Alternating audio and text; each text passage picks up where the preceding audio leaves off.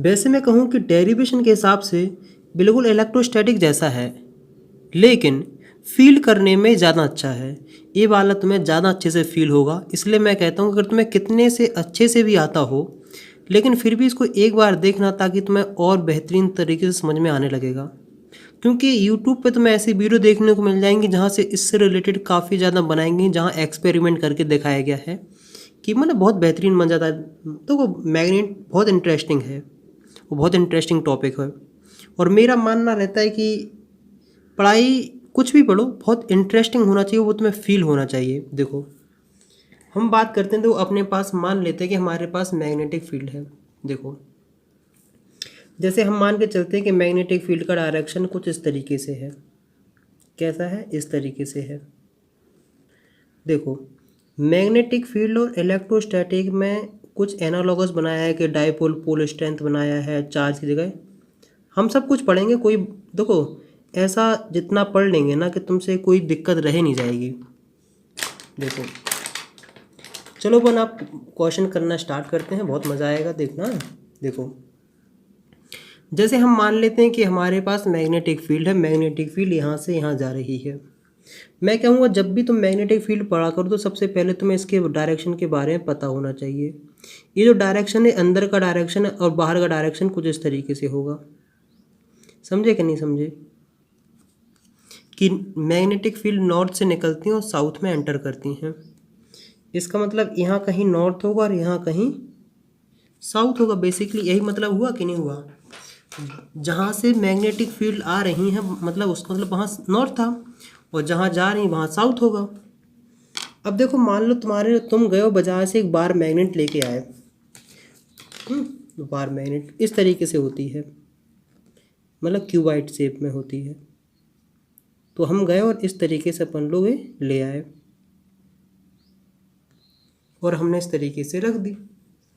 अब देखो जब तुम जानते हो कि वार मैग्नेट में भी पोल होते हैं, एक चीज़ हमेशा याद रखना, मैग्नेट है तो उसके पास अगर साउथ है तो नॉर्थ है, नॉर्थ है तो साउथ है। हमने किया और हमने ऐसी मैग्नेटिक फील्ड इसके अंदर रख दी है। क्या समझे? ये जो पोल है इसको ध्यान से सुनना, ये नॉर्थ का है और ये साउथ का है। क्या समझे? ये नॉर्थ है और ये साउथ है। अब देखो ये नॉर्थ है, ये साउथ की तरफ अट्रैक्ट होगा कि नहीं होगा? इस साइड जाएगा। समझे? ये साउथ है, नॉर्थ की तरफ अट्रैक्ट होगा। तो इस तरीके से रहा। अब मैं कई बार तुम्हें बता बता के थक गया हूँ कि एक चीज़ हमेशा याद रखना कि अगर किसी बॉडी पे इक्वल एंड अपोजिट फोर्स लगते हैं तो उस प्रकार के पेयर को या अरेंजमेंट को हम लोग क्या बोलते हैं? कपल बोलते हैं। और वहाँ से जनरेट होता है टॉर्क। क्या समझे? देखो ये बेसिकली क्या कहेंगे है कपल, मतलब एक प्रकार का पेयर या अरेंजमेंट को हम कपल बोलते हैं। और इसकी वजह से सुनो, इसकी वजह से टॉर्क की वैल्यू होती है force into perpendicular distance between two line of action of forces. समझाएंगे? कोई बात नहीं, नहीं आया समझे कोई बड़ी बात नहीं है। देखो लेकिन उससे पहले आखिरकार तुम्हें क्या समझना है? बेसिक बेसिक सिंपल सी बात समझना है। देखो आखिरकार इस पोल पे इस कितना फोर्स लग रहा होगा, सबसे इम्पोर्टेंट बात है कि कितना लग रहा होगा। देखो फोर्स की जो वैल्यू आएगी वो एफ एन लिख लेते हैं, पोल स्ट्रेंथ इसकी नॉर्थ पोल स्ट्रेंथ, और ए जहाँ जो ए मान लो मैग्नेटिक फील्ड है बी, इसकी वैल्यू हम मान लेते हैं 10 टेस्ला मैग्नेटिक फील्ड। देखो वैसे तुमने इसे कहीं फॉर्मूला पढ़ा नहीं हो, लेकिन मैं बता दूं कि बिल्कुल जस्ट इलेक्ट्रोस्टैटिक कूलाम जैसा है। वहाँ क्यू होता है, यहाँ चार्ज होता है, यहाँ पोल स्ट्रेंथ होता है। यहाँ फॉर्मूला होता है फोर्स का F equal to 1/4πε0 Q1 Q2 upon R square. यहाँ फोर्स होता है μ0 4 pi pole strength Qm1 Qm2 upon R square. बस इसकी यूनिट कूलाम होती तो इसकी होती है एम्पियर मीटर। देखो यहाँ फोर्स का फॉर्मूला अगर मैग्नेटिक इलेक्ट्रिक फील्ड के वे में देखें तो E into Q into E होता है, जबकि यहाँ होता है pole strength into magnetic field. जैसे यहाँ इलेक्ट्रिक फील्ड होती है अब यहाँ वैसे मैग्नेटिक फील्ड होती है। यहाँ चार्ज होता है तो यहाँ पोल स्ट्रेंथ होता है। क्या समझे? तो हमने इस तरीके से निकाल ली है। अब कोई पूछे कि भैया यहाँ कितना फोर्स लग रहा होगा, हम बोलेंगे F S is equal to Q M B. बस इतना याद रखना कि ए जो वाला फोर्स है ये अलोंग द मैग्नेटिक फील्ड है, ए है अपोजिट द मैग्नेटिक फील्ड। क्या समझे? इतनी बेसिक सिंपल सी बात समझ में आई कि नहीं आई है? हम मान के चलेंगे यहाँ से लेके यहाँ तक दोनों के पोल स्ट्रेंथ का डिस्टेंस है 2L। क्या समझे? 2L है। और हम मान के चलेंगे कि मान लो ये पोल स्ट्रेंथ कुछ इस तरीके से, मान लो बार मैग्नेट कुछ इस तरीके से रखी हुई है, इस तरीके से रखी हुई है और मैग्नेटिक फील्ड जा रही है इस डायरेक्शन में, तो यहाँ एंगल है थीटा। तो हम क्या कहेंगे? हम कहेंगे देखो मैग्नेटिक फील्ड, हम कहेंगे बार मैग्नेट में और मैग्नेटिक फील्ड में एंगल है थीटा। इसका इम्पोर्टेंस बहुत ज़्यादा तुम्हें समझ में आएगा आगे। तो मैंने क्या कहा कि ये बेसिकली कपल है और इसकी वजह से यहाँ पे टॉर्क है या फिर मूवमेंट ऑफ कपल, जिसको हम टॉर्क बोलते हैं। और कपल की वजह से जो टॉर्क होती है उसकी वैल्यू होती है फोर्स इनटू परपेंडिकुलर डिस्टेंस। देखो अब हमें मेन बात होती है कि आखिरकार परपेंडिकुलर डिस्टेंस क्या होती है। ए वाला फोर्स है, इस यहाँ पीछे एक्सटेंड कर दो, इसका लाइन ऑफ एक्शन बनाओ। ए वाला फोर्स है, इसका लाइन ऑफ एक्शन बनाओ। अब देखो परपेंडिकुलर डिस्टेंस है, ब्लैक पेन में खोज लूँ ताकि मज़ा आए। यहाँ से लेके यहाँ तक का जो डिस्टेंस है वही परपेंडिकुलर डिस्टेंस है, क्योंकि बेसिकली मैंने क्या कहा है, D is the perpendicular distance between line of action of forces. ये line of action of forces हैं एफ एन और एफ एस की। तो बेसिकली मतलब फोर्स की वैल्यू तो हमने निकाल ली है। फोर्स की वैल्यू क्या है? Pole strength into magnetic field. समझे कि नहीं समझे? अब जो मेन इंपॉर्टेंट वो किसके ऊपर है? वो है इस डिस्टेंस के ऊपर निकालना। और ये एंगल कितना है? थीटा। ये लेंथ कितनी है? 2L। देखो मैं कहूँगा ट्रिग्नोमेट्री यूज़ करो, पढ़ बेटा पढ़, हार्ड बुक। हम करेंगे sine theta use. Sine theta perpendicular कितना है? इस वाली लेंथ, इसको D बोल दो। हाइपोटेन्यूज कितना है? 2L।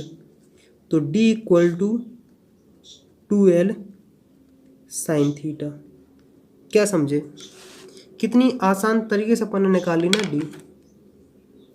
तो हम क्या करेंगे, हम इसमें रखेंगे टॉर्क इक्वल टू QMB और यहाँ रख दो 2L साइन थीटा।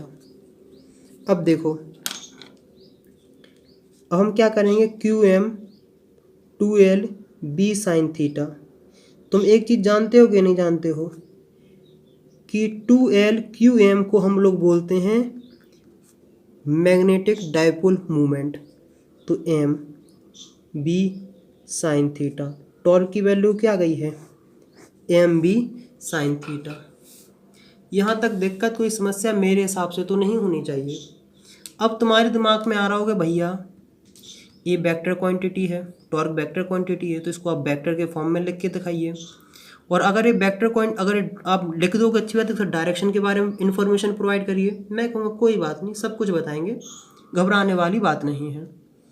अपन लोग हैंड रूल से यूज़ करेंगे और सब कुछ पता लगा लेंगे। देखो तुम बचपन क्या 11th क्लास मतलब पिछले जन्म में पढ़ा होगा, A cross B equal to क्या होता है? AB sine theta. तो क्या AB साइन थीटा को हम A क्रॉस B नहीं लिख सकते हैं वेक्टर फॉर्म में? तो देखो इसी को हम लेंगे और लिख देंगे M क्रॉस B। ये रहा। देखो लेकिन क्रॉस प्रोडक्ट में एक चीज़ हमेशा याद रखना, वैसे मैं कई बार बता चुका हूँ कि A क्रॉस B में एंड B क्रॉस A में दोनों में बहुत फ़र्क है। अगर ए वाला फ़र्क देखना है तो क्या फ़र्क है क्या नहीं है, वेक्टर समझना है, तो 11th क्लास का वेक्टर एक बार देख लेना। लिंक मैं डिस्क्रिप्शन में प्रोवाइड करा दूँगा, वहाँ से तुम्हें वेक्टर पे काफ़ी कमांड हो जाएगी और जो मैथ के स्टूडेंट हैं वो घबराए नहीं, जब मैं मैथ में वेक्टर पढ़ाऊंगा तब तुम्हें और अच्छे से मजा आ जाएगा। तो इस तरीके से लिखना, इसको इसी फॉर्म में लिखना। तो हमने क्या लिखा, टॉर्क की वैल्यू आ गई है एम क्रॉस बी। क्या समझे, एम क्रॉस बी। अब बच्चों के दिमाग में आ रहा होगा भैया, हाँ देखो ये बेसिकली क्या है, ये है मैग्नेटिक डाइपोल मूवमेंट। इसका डायरेक्शन क्या होता है, इसका डायरेक्शन होता है सन, मतलब बेसिकली मैंने याद ऐसे किया था अपने स्कूल टाइम में। इसका मतलब होता है कि साउथ से नॉर्थ की तरफ। तो अगर मान लो ये मैग्नेट इस तरीके से रखी हुई है, इस तरीके से, तो पोल स्ट्रेंथ की जो वैल्यू हो, मतलब डाइपोल मैग्नेटिक डाइपोल मूवमेंट का डायरेक्शन होगा इस वाला। तो अगर मैं तुमसे कहूँ कि थीटा क्या है, तो theta is the angle between magnetic dipole movement and magnetic field, external magnetic field. External magnetic field रखी है कि नहीं रखी है। देखो हम इसकी मैग्नेटिक फील्ड को जैसे बात नहीं कर रहे हैं, मान के चल रहे हैं कि ये वाली इस वाली से काफ़ी ज़्यादा, बहुत ज़्यादा स्ट्रांग है। तो मतलब ये जो छोटी इसकी मैग्नेट बार मैग्नेट की इस वाली मैग्नेटिक फील्ड को ज़्यादा इन्फ्लुएंस नहीं कर पाएगी, मतलब बहुत स्ट्रांग है। यहाँ तक कोई दिक्कत, कोई समस्या? किसी के दिमाग में आ रहा होगा भैया ये पोल स्ट्रेंथ क्या होती है, क्यू एम, इसका फॉर्मूला क्या होता है? तो मैं कहूँगा पोल स्ट्रेंथ का फॉर्मूला अब बेसिकली होता है pole magnetic dipole movement is equal to pole strength into D, तो इसका एम अपॉन डी। इसको मैंने काफ़ी डिटेल में पढ़ाया है उस वाली वीडियो में, कहाँ, डाइपोल मैग्नेटिक डाइपोल और मैग्नेटिक डाइपोल मूवमेंट में, और वहाँ मैंने फुल डिटेल में पढ़ाया है। तो लिंक डिस्क्रिप्शन में मिल जाएगी, वहाँ से जाके कवर कर लें। बच्चों के दिमाग में आ रहा होगा भैया आपने वेक्टर फॉर्म में तो लिखवा दिया, जरा आप डायरेक्शन भी बता दीजिए। मैं कहूँगा जस्ट वेट, बताऊँगा, घबराओ नहीं पहले, लेकिन कुछ इंपॉर्टेंट मतलब स्पेशल केस हम बात कर लेते हैं। देखो स्पेशल केस तुम्हें इस तरीके से बात करना है। जैसे देखो अगर जो टॉर्क की अगर इन्फॉर्मेशन बात कर रहे हैं, तो इसका मतलब ये कि ये जो मैग्नेट है इस तरीके से इस मैग्नेटिक फील्ड में इस तरीके से रोटेट करेगी, जो मैग्नेट है इस तरीके से रोटेट करेगी। और तुम निकाल सकते हो कि इस, मान लो अगर मैग्नेटिक फील्ड, मान लो मैग्नेट ऐसी रखी है तो इस समय इस पर कितना टॉर्क लग रहा है, अगर ऐसे रखी तो कितना, मतलब जहाँ भी रखोगे वहाँ टॉर्क की वैल्यू निकाल सकते हो। और बेसिकली टॉर्क 11वीं क्लास में काफ़ी डिटेल में बताया है, लेकिन यहाँ जस्ट इतना समझ लो कि जो मतलब टॉर्क बेसिकली एक प्रकार का रोटेटिंग फोर्स है, जो रोटेट करने में हेल्प होता है, उसे हम टॉर्क बोलते हैं।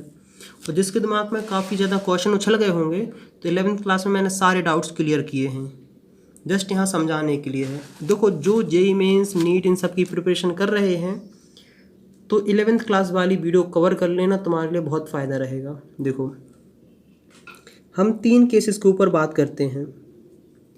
क्या होता है बेसिकली, टॉर्क इक्वल टू क्या है, एम बी साइन थीटा। देखो कभी ये थीटा 0 डिग्री हो सकता है, कभी ये थीटा कोई जनरल थीटा हो सकता है, और कभी ये थीटा 90 डिग्री हो सकता है। ये 0 कहो या 180, बात एक ही होती है, पैरेलल एंटी पैरेलल। देखो मान लो मैग्नेटिक फील्ड इस डायरेक्शन में इस तरीके से जा रही हैं, और टॉर्क भी कुछ सॉरी वो बार मैग्नेट भी इस तरीके से आ जाए, तो इस समय इस पर कितना टॉर्क लग रहा होगा, इस समय टॉर्क की वैल्यू हो जाएगी 0। कैसे, T equal to M B sine 0, और साइन 0 की वैल्यू 0 होती है। इसका मतलब है कि अगर मैग्नेटिक फील्ड इस तरीके से जा रही हो, तुम ऐसे उठा के लेके ऐसे चिमक ऐसे रख दोगे ना मैग्नेट, तो ये मैग्नेट रोटेट नहीं करेगी। समझे कि नहीं समझे? अब और दूसरी आती है ये जनरल थीटा। ये थीटा तो मतलब बेसिकली है, मान लो ये मैग्नेटिक फील्ड इस तरीके से जा रही हैं, और ये मैग्नेट तुमने इस तरीके से रख दी है। हम क्या देखते हैं, मैग्नेट और मैग्नेटिक फील्ड के बीच का जो डायरेक्शन वो है, मान लो 30 मान लेते हैं, तो टॉर्क इक्वल टू हो जाएगा एम बी साइन 30। मतलब यहाँ मतलब जो भी वैल्यू है निकाल लेना। मान लो मैग्नेटिक फील्ड इस डायरेक्शन में जा रही हैं, और मैग्नेट रख दी तुमने इस तरीके से, क्या रख दी, मैग्नेट रख दी तुमने इस तरीके से। समझे कि नहीं समझे? तो इस समय टॉर्क की वैल्यू क्या होगी, टॉर्क की वैल्यू हो जाएगी एम बी साइन 90, तो टॉर्क इक्वल टू हो जाएगा एम बी। अगर यहाँ तुम डायरेक्शन निकालना चाहोगे, उसका डायरेक्शन क्या होगा टॉर्क का, तो बेसिकली देखो मैग्नेटिक फील्ड इस डायरेक्शन में जा रही है। सॉरी, हमने क्या बोला था, डायरेक्शन निकालने के लिए तुम जब भी डायरेक्शन निकालना हो राइट हैंड यूज़ करना क्रॉस प्रोडक्ट के लिए। पहले को दो अंगूठा, दूसरे को दो उंगली, और ये डायरेक्शन। तो ये टॉर्क का डायरेक्शन आ रहा है इनवर्ड, तो हम क्या कहेंगे कि टॉर्क की डायरेक्शन है इनवर्ड इनसाइड द पेपर। समझ में आया कि नहीं आया है? क्योंकि बेसिकली देखो यहाँ हमने क्या माना है, यहाँ नॉर्थ माना है, यहाँ साउथ माना है, इनवर्ड आएगा। अगर मान लो ये मैग्नेटिक फील्ड इस तरीके से जा रही हैं, और मैग्नेट मान लो इस तरीके से रखी है, साउथ रखी है, ये नॉर्थ रखा है। क्या रखा है? ये साउथ है, ये नॉर्थ है। टॉर्क का direction, sorry magnetic dipole moment का डायरेक्शन इस डायरेक्शन में होता है, मैग्नेटिक फील्ड इस डायरेक्शन में है। क्या समझे? और वही राइट हैंड यूज़ करो तो ये डायरेक्शन आएगा कितना, अपवर्ड। यहाँ बेसिकली देखो, बेसिकली क्या है,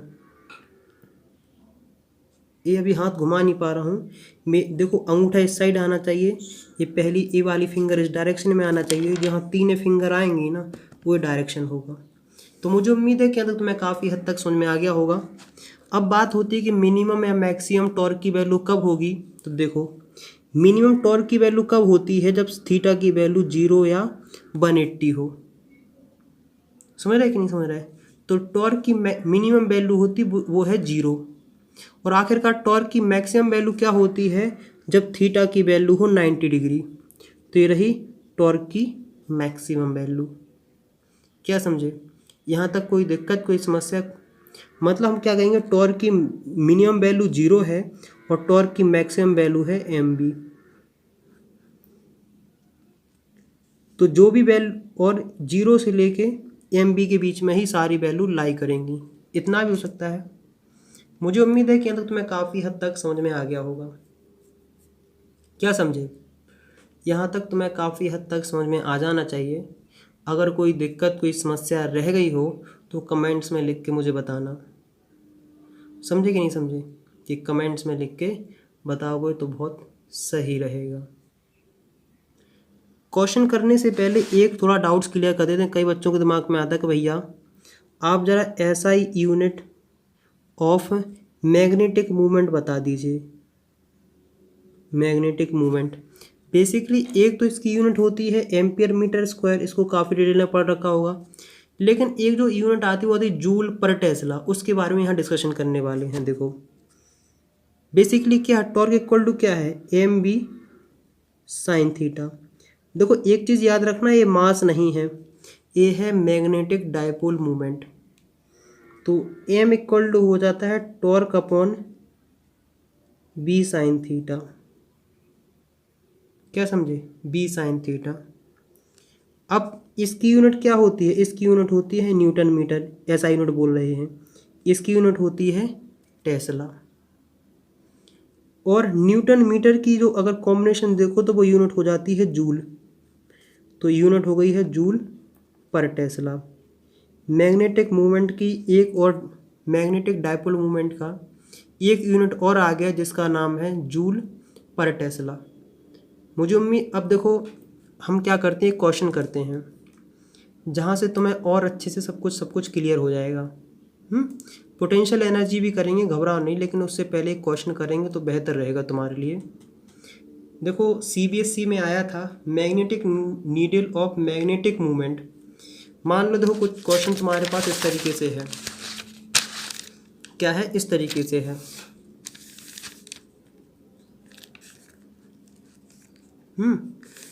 कि magnetised needle of magnetic movement, मतलब मैग्नेटिक मूवमेंट है वो है 4.8 × 10⁻⁻² जूल पर टेस्ला इस place 30 degree with the direction of uniform magnetic field of. देखो मैग्नेटिक फील्ड का जो मैग्नीट्यूड है वो है 3 × 10⁻² टेस्ला।